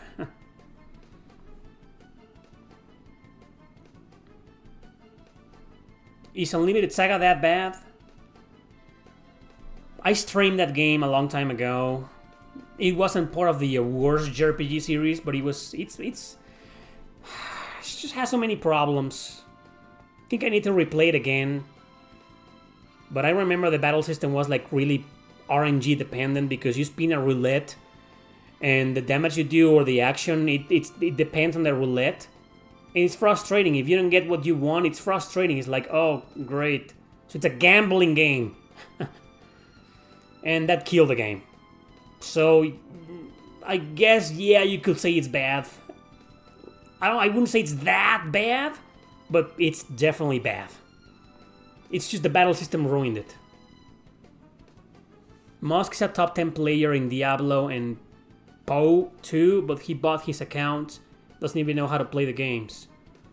Elon Musk to me is like everybody else. I agree with him in a lot of things, you know, and I disagree with him on others. And I like some of his ideas and I dislike others, you know. So, like everybody else. What's your opinion about the mysterious drones flying over the US? I don't know about that. Why do Neptunia games all feel the same? Because they are the same. What's the game you're the most excited for in 2025? Zero. I have no interest in anything from this year unless DEI dies. Anyway, the Hyperdimension Neptunia games are like... It's not that they're the same game. It's just there's not a lot of effort in evolving the gameplay mechanics or battle mechanics or the humor itself. They just add like a new girl or new girls and it's the same fucking thing. You know? So it's one of the reasons why I'm not a fan of the Neptunia games. It's like they all feel the same. It's like I prefer Atelier, but because I love the gameplay mechanics, you know, the synthesis and alchemy and blah blah blah, you know. And the girls are pretty good looking. Unlike the Hyperdimension Neptunia games, you got a bunch of fucking lowlies. Sure, when they transform into these other girls, yeah, that's when the sexiness comes into play, right? But why can't those be the main characters? Why do I have to deal with these fucking lowlies from middle school? I don't like that. That's why I prefer Atelier. Even though the girls, the protagonists don't look that much older from, you know, but it's different, right? But what I'm trying to say, using the Atelier series as an example, is that you play 1-2 Atelier games and that's it. You play them all. They all have almost the same gameplay mechanics, the same storytelling, the same type of stereotypes, especially in the protagonists. So, but I like Atelier way more than Neptunia. No Datch, not even the Suikoden remasters. Pretty sure they're gonna have some alterations, you know, in order to avoid offending the 0.1% of society. DEI, Richard. That's why I'm not interested in anything. I wasn't interested in barely anything, you know. I gave up somewhere around last year. What do you think about retro game prices in the last 3 generations? Well, the prices are fucking stupid because they're way more expensive. I know it costs way more to develop a game nowadays. I know that, I'm aware of that, but they have no reasons to cost, no real justifiable reason to cost like $80, you know, or $70. It's just insane. It's not, I mean, everything keeps increasing. Game prices, food prices, oil prices. Thank you, Nemo Propaganda. And, well, we aren't making more money, you know, a lot of people aren't. On the contrary, we're making less money. So I think it's horrible, you know. But on the other hand, on the collector side of things, you just wait a few years and most of these games can be found in like $20, $30, you know, and they are affordable now. Whereas Super Nintendo, PS1 games are freaking expensive, even the shittiest ones, you know, that no one wants to play or own. So it's a little bit of everything of both. I mean, on one hand, you got that, you know, $80 when they release. But on the other hand, 2-3 years later, and they're $20. So they're affordable and anybody can buy them. So it's a good and a bad thing. The market nowadays for the past 2 or 3 generations has been like this. So if you're patient enough, you can work your way around it and buy games at a decent price, you know, if you wait just a few years. Okay, so Nemo says, finally played Grand Blue Fantasy Relink. You were right, it has some censorship. Good game though. Hopefully this DEI crap really is going away. Thankfully, I played through the game and I didn't notice any fucking bullshit in the script or in the story. It was just the sexy, for example, Sera. I played with Sera. If you guys don't know who Sera is, I'll show you right now. You know Sera, right?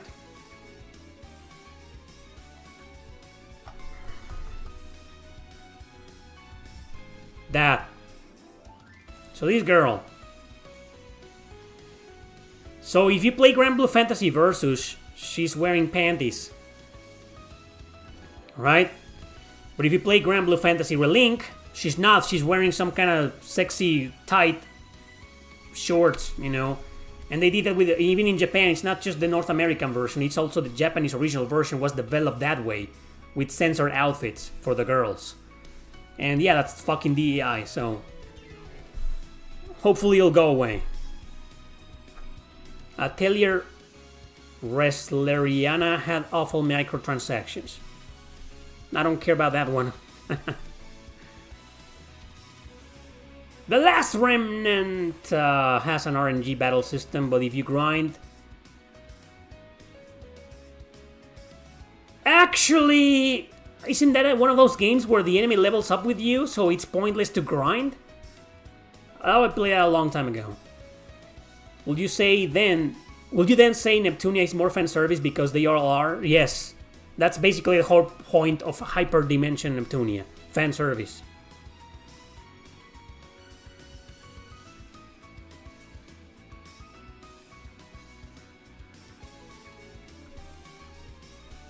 And that's the reason why I don't give a shit about any game from this year, Rosland. I only care about retro. There's so many fucking games.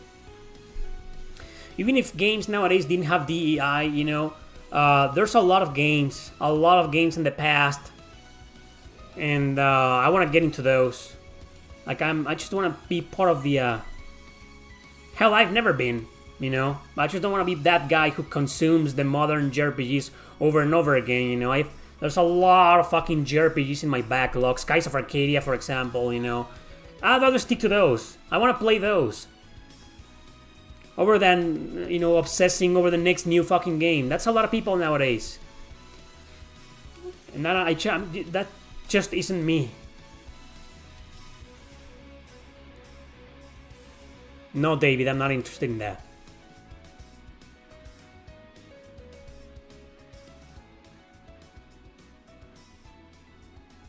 How do you unlock the uncensored Zeta? Zeta. Pyra and Mithra got censored badly? Really? In the games? They don't look censored to me. Do you think life can be seen as an RPG? It is. RPGs are basically inspired by real life. You make decisions, you get different routes and endings. You create bonds with people, talk to people, get better because you level up, you gain some experience in this or that job. You know, so yeah, RPGs are life simulators in my opinion. Are you familiar with Trials of Cascadia? Nope. What's that, man? Trials of Cascadia. Never heard of that. You wanna tell your Ryza cross Sailor Moon? Why? That's weird. Atelier Yumiya? We'll see if it doesn't have any DEI, then I'll play it. What is it that 90s JRPG that modern JRPGs can never replicate? I don't know, it's different time, different era. No agendas. Oh, Pyra and Mithra got censored in Smash Bros. Yeah, I guess it doesn't. No, it doesn't matter. No one cares. No, a lot of people care about that, but I don't. I don't give a shit about Super Smash. I care about Xenoblade Chronicles 2, and they weren't censored in there. Life has a lot more bad RNG than RPGs, though. That's right. You picked the wrong route? Welcome to the club. I also picked the wrong route. I should have picked the route that got me married, maybe. And, anyway. There is no true route or true ending in real life. That's the one thing RPGs can't replicate. Especially JRPGs. But that's why we play them. Because they have this true route and true ending, the happy ending, you know? But nope. Life... it's not like that. There's no true route or true ending shenanigans. A million routes, but no, not a single one is like true.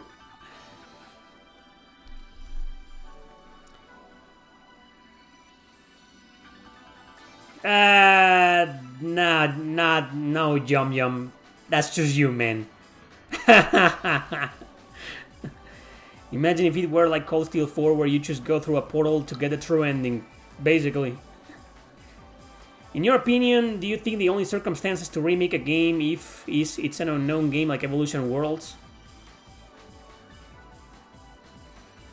So you think popular games shouldn't get remade? I don't know how I feel about that, like, I don't know. Something to think about. Have you seen any YouTube videos where people have made modern games with PS1 and 64 other retro graphics? No. I watched like 5 channels on YouTube and that's it.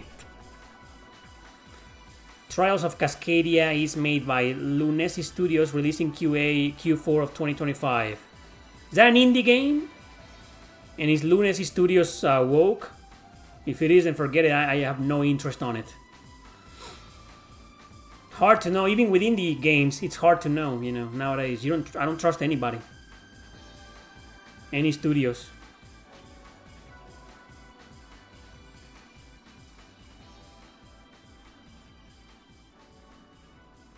Sensitivity reader? Oh, without a sensitivity reader. Thank God you corrected that. Like with a sensitivity reader? Like a filters. People could create... Not... Actually, I'm gonna have to be that actually guy. I'm gonna be that actually guy. Actually, there was a lot of censorship in the 90s too. Not as much as today, you know, but there was a lot. You know? Or there were a lot of ESRB shenanigans, you know what I mean? So there's that. Don't forget that, you know. But yeah, it was better back then in terms of censorship. It was better.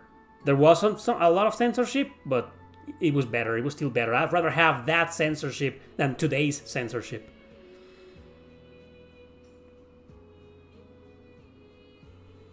Okay, I'll ignore that. Anyway, going back to Asia's question, it doesn't matter to me if... I mean, I have no preference. It's not like, oh, if a game is to be remastered or remade, it better be obscure. You know, not really. You know, you can remaster old games. I think the main purpose of a remake or remaster is to milk it and to make people buy the same game again, obviously. But the second biggest reason is to... bring back something that maybe aged poorly. Especially remakes. Or maybe you can have remasters with quality of life features. You know? To make the games better. That's the whole point of a remaster or remake. You know, to offer like a... There's a lot of developers that have stated that they couldn't do certain things with the games back then because of hardware limitations. Or even software limitations, you know? And nowadays they can. So that gets them excited. Like, oh, I couldn't do this before with this RPG back in the day. Now I can because of technology. So, yeah. Hell yeah, I'm remastering the game or remaking it. So, yeah. So, obscure game, popular game, it makes no difference to me. You know, I don't have a preference, to be honest. But I do believe that a lot of obscure games will need to come back. Preferably with a simple port, like Jeanne d'Arc or Legend of Dragoon, you know, stuff like that. That's what I think we need, you know. Because a lot of YouTubers like me, for example, keep praising them and recommending them. And people are like, okay, he recommended me Eternal Poison, so I'll just emulate it. But there's also a lot of fans that I have that care nothing about emulation and they want to play the games legally and they want to pay money for them. I'm not shitting on that, you know, I respect that. But there's a lot of people like that. So for the sake of those people, you know, it would be a good idea to at least add these digital re-releases for a lot of obscure games over the popular ones. Like, I don't need Final Fantasy X and X-2 on PS5. I don't need that. But you know what maybe a lot of people need? Eternal Poison or Vandal Hearts or Thousand Arms. Anybody? A Vagrant Story, you know?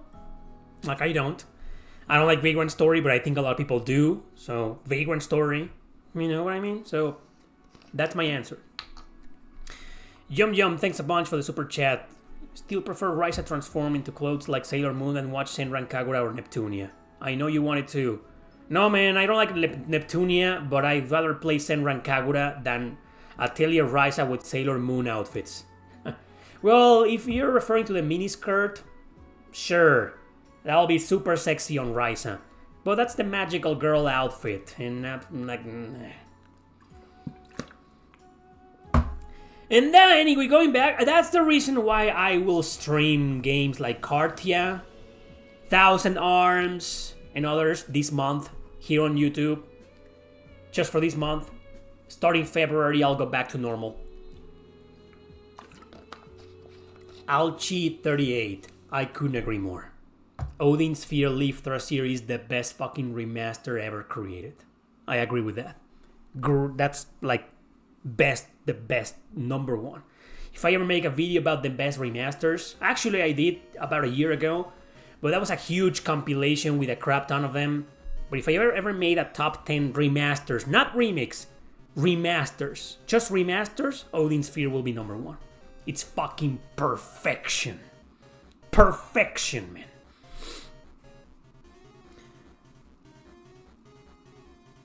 Since Capcom is trying to bring back old series, do you think they'll revive Breath of Fire? I don't think so, and I hope they don't, because they're going to infest it with bullshit.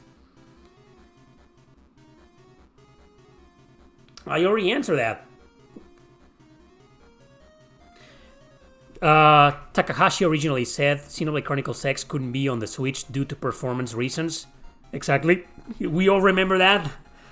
And that's what made a lot of people, or pretty much everybody, gave up on the idea of a Xenoblade Chronicles X remaster, and voila, it's there. He lied to us. I don't understand that either. I thought he was gonna wait to release Xenoblade Chronicles X remaster on the new console, you know? Thanks a bunch, Vitamax. Thank you for your awesome 3 a.m. gaming streams. Dude, it's like 2 p.m. here. But I'm glad you're awake at 3 a.m. watching these Q&A live streams. You're welcome. And thank you for the super chat, man, for the support. So, like, I thought Xenoblade Chronicles X remaster will be on the Switch too, not on the regular Switch, but it happened miraculously. I think Takahashi was just being like lazy. He was maybe like, nah, it's not possible. But maybe Nintendo reached out later and said, it is possible, motherfucker, do it. Here's $1 million. $10 million. Okay, then I'll do it. Dude, if I have $10 million, I don't know, I will probably... What is the most impossible game to remaster? Maybe some of those Nintendo DS games, you know, that use a stylus and shit. I will fucking remaster every single one of them. I will make the impossible possible if I had $10 million. So maybe that's what happened with Monolith Soft and Nintendo. And that's the only explanation I can think of. That Takahashi said that, and then Nintendo said, no, fuck, shut the fuck up, man. It is possible. Here's a lot of money. Do it. And then he did it. And he's probably going to be censored. That's not up to me, Pikmin. My YouTube situation is super fucked up. So if it changes, yes, there's gonna be new content that will be surprising, you know. But if it doesn't change and I'm still shadow banned and ruined here, then I don't see anything different happening, man. Sorry about that. I need some kind of new law, you know, I don't know what's gonna happen. Let's just wait. Ask me that in a few months. What industrial bands do you listen to? Also, do you like synthwave artists? Not really into synthwave. I like synthwave, you know, but I don't know any artists, you know. Industrial bands, well, obviously 9 Inch Nails, Fear Factory, Gary Newman, Killing Joke. Some of their albums can be considered as industrial rock or industrial metal. So Killing Joke. Those are the ones I listen to. Then there's the occasional Ministry song. Just a few of them, not really a fan. I don't like Rammstein. I don't like Marilyn Manson. Yeah. Those are the big ones, you know. Maybe I like some KMFDM songs. Just a few. Haven't really delved into that. I like Orgy when he was a band. Dead Sea, of course. Big fan of Dead Sea. Anyway, those are some of my favorite industrial metal bands. There we go. Beyond the Beyond remaster. Sure. We could use that. That will sell a lot of copies. Beyond the Beyond remaster. Do you upload to Rumble? No, because there's no people in there. I would love to. That seems like that's a free speech platform. that wouldn't get me shadow banned for expressing my opinion, you know, but there's no people in there. No one's gonna follow me. No one wants to follow me on Twitch. I keep promoting my Twitch channel. I've been doing this for over a year, and I have like 10 viewers. You know, people don't want to follow me on Twitch. What makes you think they're gonna follow me on Rumble or go and watch me there? No, Gary Newman and Gary Oldman have nothing to do with each other.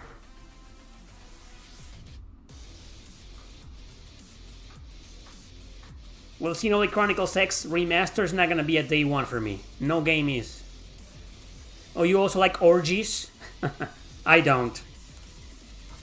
I may be watching them, but it's always like uncomfortable. I mean, you get to see so many guys in there. Nah, I don't need that many guys. Just Like You Imagined is Nine Inch Nails' greatest song that you've ever made. I disagree with that, but it's a really good one. I know that song on the guitar. But that's a tricky song because there's like 4 guitars. In 4 different guitar riffs in Just Like You Imagined. It's a very tricky song, you know. I know the bass line. There's the bass guitar playing that riff, and also a guitar playing the same riff, like that's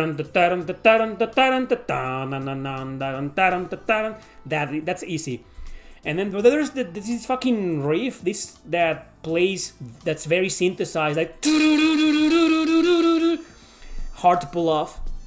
I mean, it's just a song that if you want to get every single guitar riff on that song by ear, it's very difficult because so much fucking stuff going on at the same time. I love that song, man. I love it. Huge fan of that song. But I think the best Nine Inch Nails song is La Mer. That's my favorite. Also big fan of Wearing This Together. I love playing Nine Inch Nails on the guitar.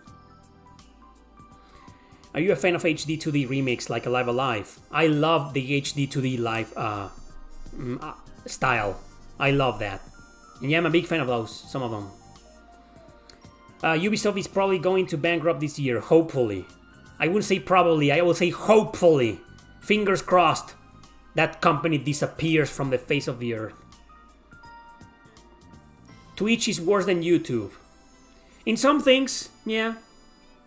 What I don't like about Twitch is that it's more expensive than memberships. Memberships can be set at $1 a month, and Twitch is no $2.50 or $3 a month. You can't go lower than that. Also, another thing I don't like about Twitch is that they're just as woke as this fucking website. You know, you speak against the narrative, boom, you're shadow banned. But another thing, technically speaking, one thing I don't like about Twitch is that it either takes forever to notify people that I'm live, or it never does. If you think the notification system on YouTube is bad, it's far worse on Twitch. That's why I keep telling people I'm usually live on Twitch on Tuesdays and Fridays. Okay? There's the occasional exception, you know. And sometimes I go live on Twitch also Mondays, maybe. That's rare. Mondays is really rare that I'm live. Wednesdays and Thursdays or Saturdays, you know. But it's usually Tuesdays and Fridays, you know, when I go live on Twitch. And I need to tell people that, you know, so they can expect that. But it's just, it takes a million years to notify someone that I'm live. In YouTube, it's like within 30 minutes, like I have a lot of people watching. But on Twitch, it takes up to like an hour. For like 45 minutes, I'm streaming for 5 people. You know, that's why I hate about Twitch. But you know what I don't hate about Twitch and that I hate on YouTube? Copyright claims.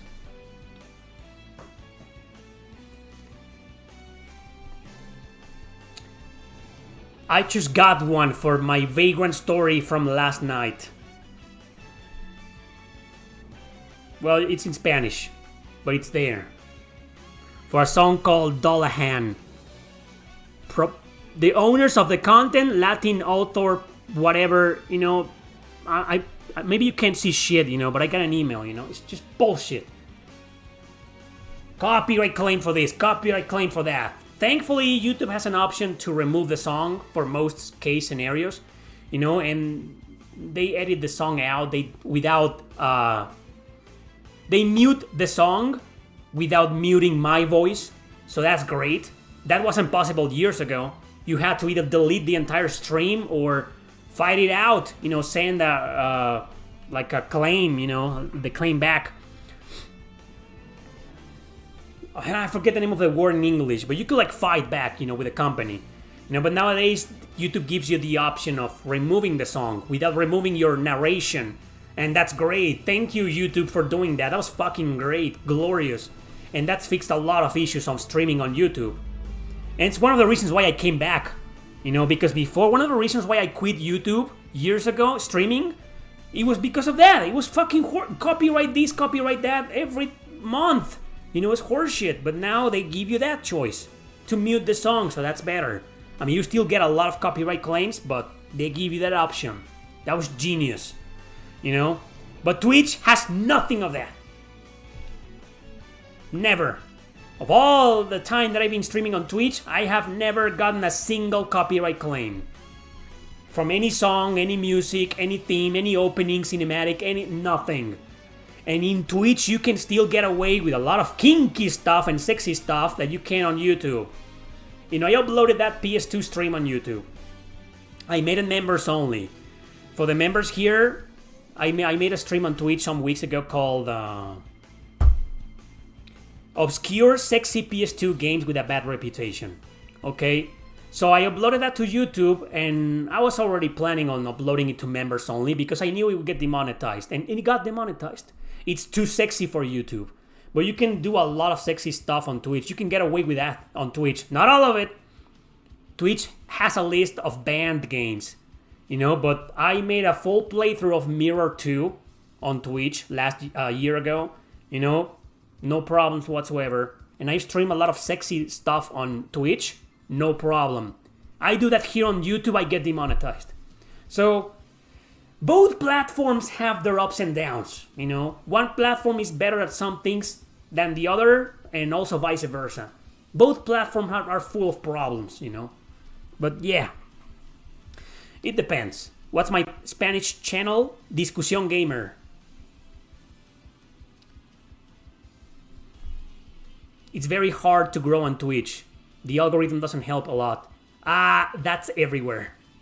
Nowadays it's very hard to grow anywhere because everything is saturated. The pandemic made a lot of people start YouTube channels or TikTok channels or Instagram channels, So it's super saturated with people, man. It's so overwhelming. So as a result, it's hard to grow on every platform nowadays. All of them. It's not just Twitch. You want Square Enix to go bankrupt as well? Yeah, me too. And I'm not kidding.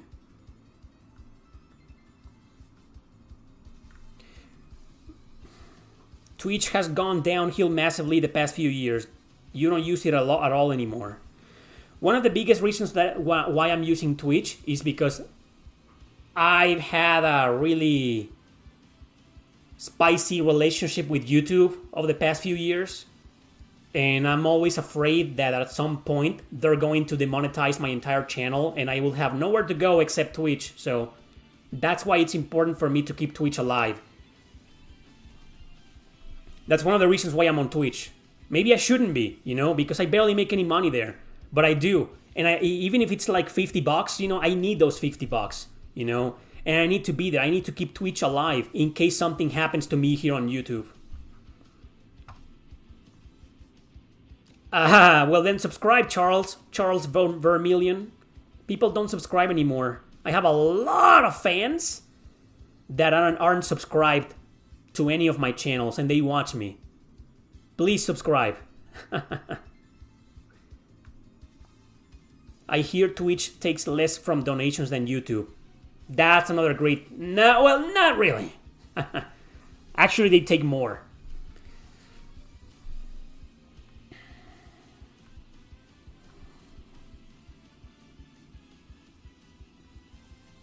If you bring them back, will you consider polls for which game is worst? Like the opposite of versus episodes? Instead of deciding which one is the best, let's decide which one is the worst? That's a fun idea. We could do that.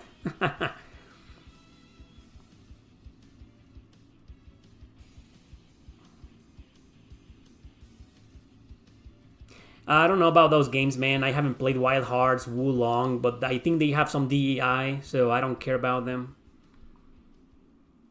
The copyright policy that YouTube uses is a scam. It definitely is. Today versus episode, we ran out of time, man. Sorry about that.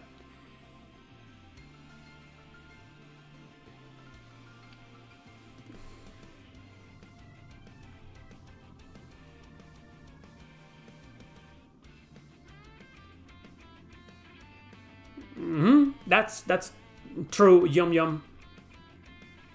I already talked about Rumble. You probably missed when I said that. Hong Luong. Did you just arrive? Because 5 minutes ago I explained why I'm not on Rumble. Because there's just no people in there. No one wants to follow me on Twitch. What makes you think people are gonna follow me on Rumble? I would love to go there, to Rumble, and make content there, but no, I'm gonna get like 5 views per video in there. Who is your most loyal subscriber? I have no idea. You're one of them. You've been watching me since like 2017 or 18, I believe. You're a really old fan. But I don't know which, like, my most loyal I don't fucking know, man. Have you not tried Odyssey? And I already talked about that. Those platforms have no viewers. They have no user face. There's pointless for me to go there. How am I gonna grow in there?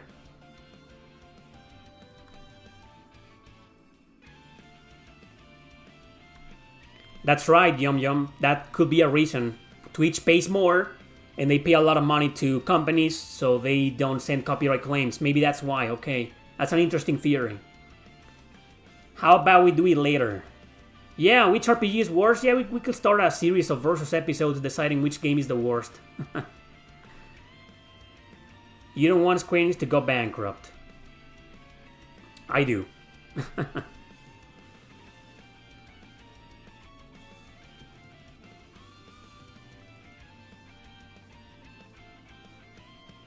Oh, you were on launch. Oh, okay. Well, you missed that part. So there, I would love to go to Rumble and to try out smaller platforms, but again, people don't want to follow me on a huge platform like Twitch. I don't know what I'm gonna do to make people follow me on Rumble. Tell me how, and I'll do it. Star Ocean would not exist without Square Enix. Yes, it can. Tri-Ace can develop every single Star Ocean. Square Enix needs to sell the IP to some another... All companies are garbage, man. I want all of them bankrupt. Atlus, Bandai Namco, NIS America, all of them fucking die, man. All of them. Fucking trash. All fucking companies.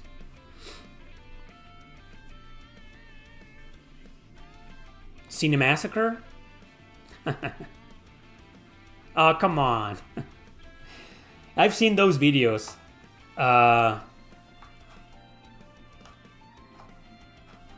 There's this YouTube channel who did those videos like James Rolfe versus Time. And I shouldn't have watched them because that person who uploaded the videos, he's probably a hater. He's clearly a hater, and I'm a big fan of James Rolfe. But I found them funny, James Rolfe versus Time. And yeah, he says that a lot. I don't have time. I ran out of time. I just don't have time, no time. So it's funny. And he made that the YouTuber made a lot of videos. So he was fucking funny.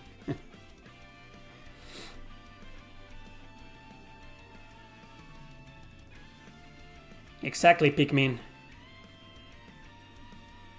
Never. It was never dear to me. I've never been a fan of Ubisoft. The only game that I like published by Ubisoft, not developed by them. Well, there's two of them. Child of Light and Might and Magic Clash of Heroes. Brown Electronics, I've never seen that one. The channel who made the James Rolfe versus Time videos is called Loco something. Something Bandido, something like that, I don't know.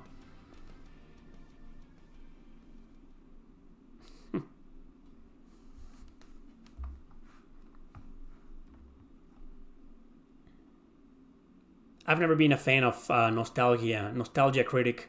I know the guy, of course, you know, but I'm just not a fan, you know.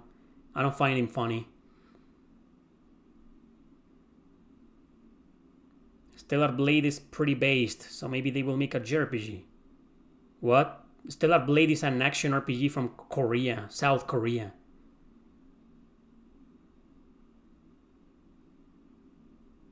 All of them. It's the entire industry, man. The entire entertainment industry. Hollywood, movies, series, books, all of them. It's all of them. All right, everybody, that was another edition of the Q&A.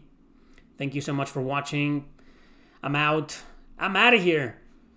So, take care, and I'll see you. When I see you, I'll be live. Remember, I'm doing a lot of live streams this month of January here on YouTube and on Twitch.